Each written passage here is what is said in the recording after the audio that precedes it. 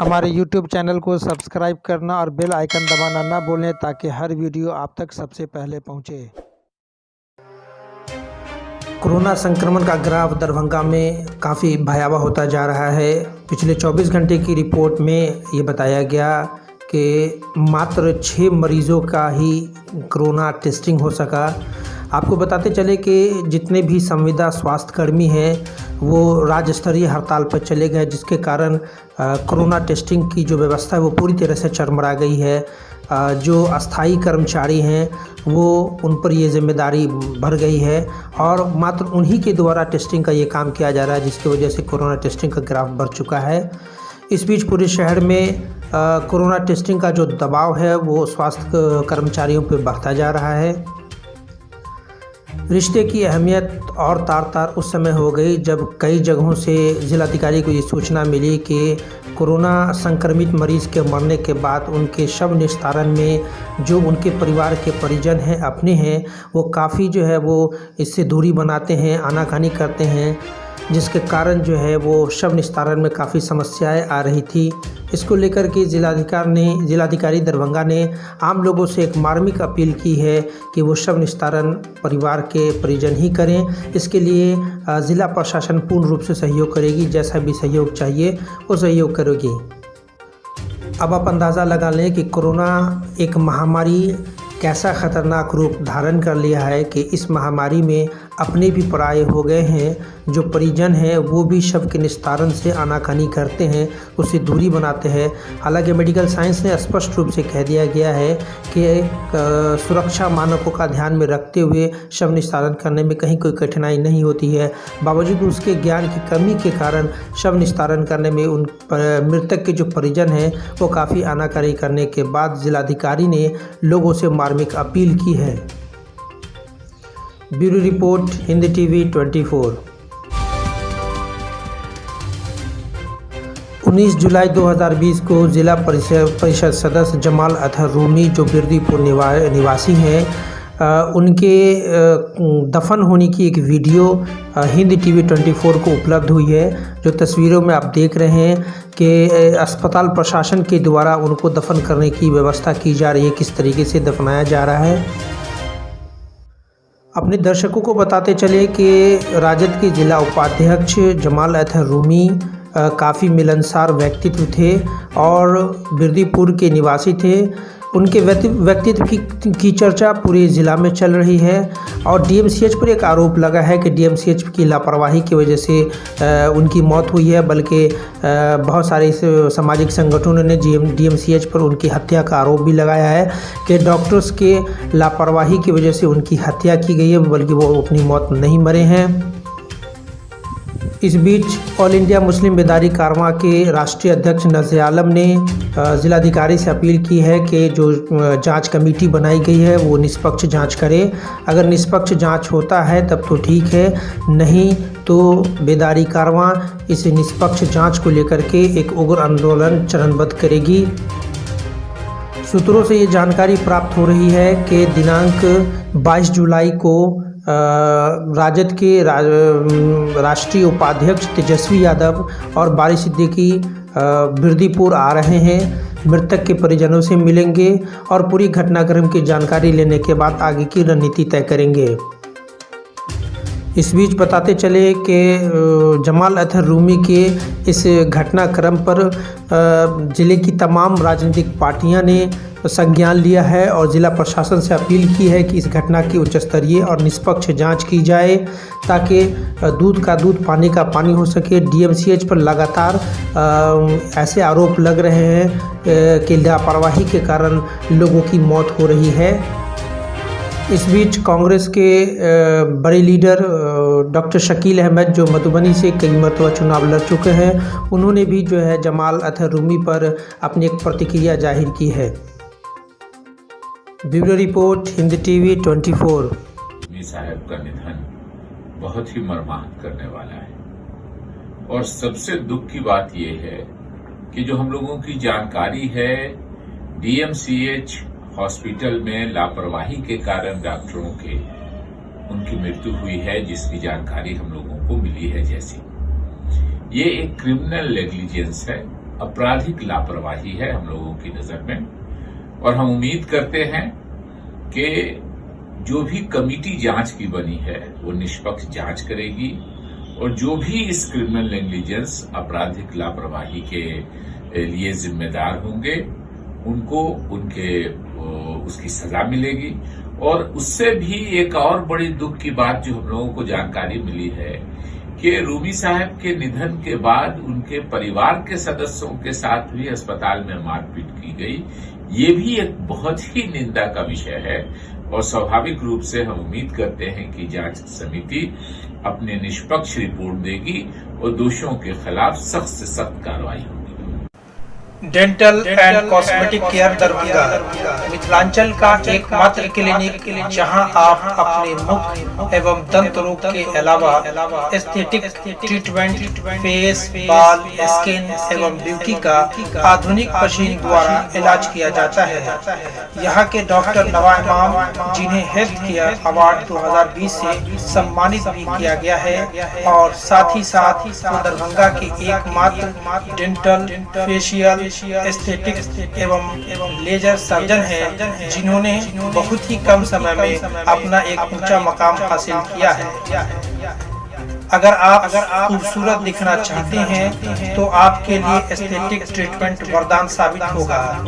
यहाँ उपलब्ध सुविधाएं सभी तरह की डेंटल सुविधाएं, फेस, बाल, स्किन, ब्यूटी ट्रीटमेंट, यहाँ परमानेंट फाउंडेशन, कील, मुहासे, छाई का इलाज,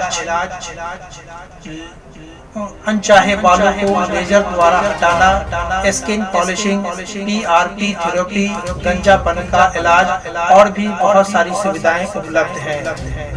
यहाँ का पता DS कॉम्प्लेक्स नियर मिल्लत कॉलेज मोड़ Darbhanga. Mobile number 6203687130।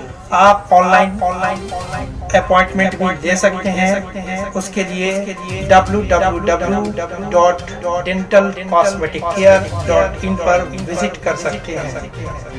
Dental and cosmetic care Darbhanga. Bihar के पूर्व राज्यपाल और मध्य प्रदेश के वर्तमान राज्यपाल श्री लालजी टंडन के असामयिक निधन पर जिला भाजपा कार्यकर्ताओं में शोक की लहर दौड़ गई है। शोक जताने वालों में जिला अध्यक्ष जीवन सहनी, जिला महामंत्री ज्योति कृष्ण झा लवली, सुजीत मलिक के साथ साथ जिला उपाध्यक्ष अजय पासवान सहित कई कार्यकर्ता मौजूद थे। वक्ताओं ने कहा कि उनके निधन से देश के लिए अपूरणीय क्षति है जिसकी पूर्ति संभव नहीं है। श्री लालजी टंडन को विनम्र श्रद्धांजलि देते हुए उन्होंने ईश्वर से दिवंगत आत्मा को शांति प्रदान करने की अपील की। टंडन जी ने समाज की सेवा में अमूल्य योगदान किया। न केवल उत्तर प्रदेश बल्कि पूरे भाजपा को मजबूत करने में उनका अहम भूमिका रहा है। वह कुशल प्रशासनिक और आम लोगों की सेवा के लिए तत्पर रहे हैं। वह बीजेपी सरकार में मंत्री भी रहे, वाजपेयी जी के सबसे निकट सहयोगी भी थे। इधर बिहार प्रदेश Bhajpa IT social media cell के क्षेत्रीय प्रभारी मुकुंद चौधरी ने भी भाजपा के वरिष्ठ नेता और मध्य प्रदेश के राज्यपाल श्री लालजी टंडन जी के निधन पर शोक व्यक्त किया है। उधर जदयू के कार्यकर्ताओं ने भी शोक संवेदना व्यक्त की है। शोक संवेदना प्रकट करने वालों में जदयू के जिला अध्यक्ष प्रोफेसर विनय कुमार चौधरी, जिला प्रवक्ता एजाज अख्तर खां रूमी, शंभुनाथ झा, विमल चौधरी सहित कई कार्यकर्ता एवं नेता मौजूद थे। उधर एक दूसरी बुरी खबर, दरभंगा भाजपा के विधान परिषद सदस्य श्री सुनील कुमार सिंह की अचानक असामयिक निधन हो गई। वो पिछले कई दिनों से पटना के एम्स में एडमिट थे। आज शाम लहरियासराय थाना क्षेत्र के खाजासराय मोहल्ले में पुलिस और अपराधी के बीच हुए मुठभेड़ में एक अपराधी जख्मी हो गया जिसे इलाज के लिए DMCH में भर्ती कराया गया है। वरीय पुलिस अधीक्षक बाबूराम ने मंगलवार की देर शाम व्हाट्सएप के माध्यम से जारी अपने बयान में बताया कि कल 12 बजे दोपहर में लहरियासराय थाना क्षेत्र के बाकागंज स्थित बाजार में अपराधी अभिनव झा और विराज कुमार तथा अभिषेक कुमार द्वारा जेल से छूटे अपराधी गौतम कुमार उर्फ जॉन्टी पर गोली चलाई थी, जिससे वह अफरा तफरी का माहौल बन गया था। इसके संबंध में इन दोनों के विरुद्ध लहरियासराय थाना में प्राथमिकी दर्ज किया गया है। पुलिस द्वारा ये सूचना दी गई कि ये जो घटना थी वो वर्चस्व की लड़ाई थी, इसे आप गैंगवार कह सकते हैं। अपराधी ने अपना जुर्म खुद कबूल कर लिया। मंगलवार दिनांक 21 जुलाई को लोजपा कार्यालय आनंदपुर में लोक जनशक्ति पार्टी के प्रखंड अध्यक्ष रंजीत झा की अध्यक्षता में राजग कार्यकर्ताओं की ओर से समस्तीपुर के पूर्व सांसद स्वर्गीय रामचंद्र पासवान का पुण्यतिथि मनाया गया। वक्ताओं की ओर से उनके जीवनी पर प्रकाश डाला गया और उनके अदम्य साहस और गरीबों के बीच किए गए कार्यों को याद किया गया और संकल्प लिया गया कि उनके बताए गए मार्गों पर चलकर ही लोक जनशक्ति पार्टी को मजबूत बनाना है। इस अवसर पर लोक जनशक्ति पार्टी के पंचायती प्रकोष्ठ के जिला अध्यक्ष योगेंद्र राय उर्फ जोगी राय, किसान मोर्चा के जिला महामंत्री राजेश कुमार चौधरी, लोजपा किसान प्रकोष्ठ के जिला अध्यक्ष अभय कुमार यादव, भाजपा मंडल अध्यक्ष नवीन कुमार चौधरी, लोजपा अति पिछड़ा प्रकोष्ठ के प्रखंड अध्यक्ष मिंटू लाल देव, जिला महासचिव सरोज कुमार पासवान सहित कई कार्यकर्ता मौजूद थे। उधर दूसरी ओर हायाघाट दलित सेना के प्रखंड अध्यक्ष रमाकांत पासवान के आवास पर भी उनकी पुण्यतिथि मनाई गई। इस मौके पर लोजपा नेता रणधीर झा ने कहा कि दिवंगत सांसद ने गरीब असहाय दलित के उत्थान के लिए पूरी जिंदगी लगा दिया। उनके निधन की अपूर्णीय क्षति कभी पूर्ति नहीं हो सकती। डीएमसीएच सहित बिहार के चौपट स्वास्थ्य व्यवस्था के जिम्मेदार स्वास्थ्य मंत्री मंगल पांडे के इस्तीफा, डीएमसीएच की बदहाल व्यवस्था के जिम्मेदार अधीक्षक डॉक्टर आर प्रसाद पर कार्रवाई करने, गंगा देवी, प्रोफेसर उमेश चंद्र कर्ण व जमाल अतहर रूमी की मौत की उच्च स्तरीय जांच कराने व दोषियों पर कार्रवाई करने, डीएमसीएच में आईसीयू बढ़ाने व ऑक्सीजन की पर्याप्त व्यवस्था करने, अनुमंडल व प्रखंड स्तरीय अस्पताल में आईसीयू की व्यवस्था करने, कोरोना का टेस्टिंग बढ़ाने सहित 8 सूत्री मांगों को लेकर आयशा की दरभंगा जिला कमेटी के आह्वान पर प्रतिवाद दिवस मनाया गया। प्रतिवाद दिवस के अवसर पर लॉकडाउन का पालन करते हुए कार्यालय व घर पर धरना दिया गया। डीएमसीएच की लापरवाही को लेकर आज दरभंगा जिला भर में all India student association Ayesha के द्वारा प्रतिवाद दिवस मनाया जा रहा है। डीएमसीएच के भीतर लगातार डॉक्टरों की लापरवाही की वजह से मौतें हो रही हैं। प्रोफेसर उमेश चंद्र कर्ण और जिला परिषद रूमी साहब इसके उदाहरण है। मंगलवार 21 जुलाई को इस्लामिक महीना जिलहिज्जा का चांद नहीं दिखाया गया। इसकी शरई तस्दीक नहीं हुई, लिहाजा 23 जून दिन बृहस्पतिवार को जिलहिज्जा की पहली तारीख होगी और 1 अगस्त दिन शनिवार को ईद उल अजहा की नमाज अदा की जाएगी। अब कुछ खबरें बाढ़ से जुड़ी हुई। दरभंगा ग्रामीण से लेकर शहरी क्षेत्र तक बाढ़ की स्थिति काफ़ी विकराल होती जा रही है। आपदा प्रबंधन शाखा दरभंगा द्वारा बताया गया कि दरभंगा जिला के सदर, केवटी, हायाघाट, गौड़ा बौराम, घनश्यामपुर, किरतपुर, जाले, कुशेश्वर स्थान और कुशेश्वर स्थान पूर्वी के कुल 70 पंचायत बाढ़ प्रभावित हैं, जिनमें 19 पंचायत पूर्णतः एवं 55 पंचायत अंशतः प्रभावित है। आज बाढ़ प्रभावित कुछ क्षेत्रों का जिलाधिकारी दरभंगा डॉक्टर त्यागराजन एसएम ने स्वयं का निरीक्षण किया, उसकी समीक्षा की और संबंधित अधिकारी को विशेष निर्देश दिए। 2017 की बात करें तो 2017 से अभी पानी का जल स्तर 2 फीट कम है। अब कुछ खबरें समस्तीपुर जिला से। हड़ताल के 35वें दिन जिला स्वास्थ्य समिति समस्तीपुर के समक्ष धरना प्रदर्शन जारी है। धरना प्रदर्शन की अध्यक्षता विकास कुमार ने किया। धरना सभा को संबोधित करते हुए महासंघ गोप गुट के जिला सचिव श्री अजय कुमार ने कहा कि सरकार एवं इनके नुमाइंदे काफ़ी भ्रष्ट हैं और अराजक हैं। युवा को गुमराह करना, बेरोजगार करना उनकी नियति बन गई है। जहां कोरोना में काम कर रहे डाटा एंट्री ऑपरेटर की भभुआ जिला में कोरोना पॉजिटिव से मौत हो जाती है और सरकार की तरफ से नियुक्त डाटा ऑपरेटर को किसी भी प्रकार का लाभ नहीं दिया जाना, यह बर्दाश्त से बाहर है। महासंघ गोप गुट अपील करती है कि सभी कर्मियों से डाटा ऑपरेटर के साथ जो अन्याय हो रहा है, सभी कर्मी एकजुट होकर इनका सहयोग करें। अन्य संविदा कर्मी की तरह डाटा ऑपरेटर को भी संविदा सेवा का लाभ सुनिश्चित किया जाए। समस्तीपुर से हिंदी टीवी 24 के लिए राजेश कुमार की रिपोर्ट।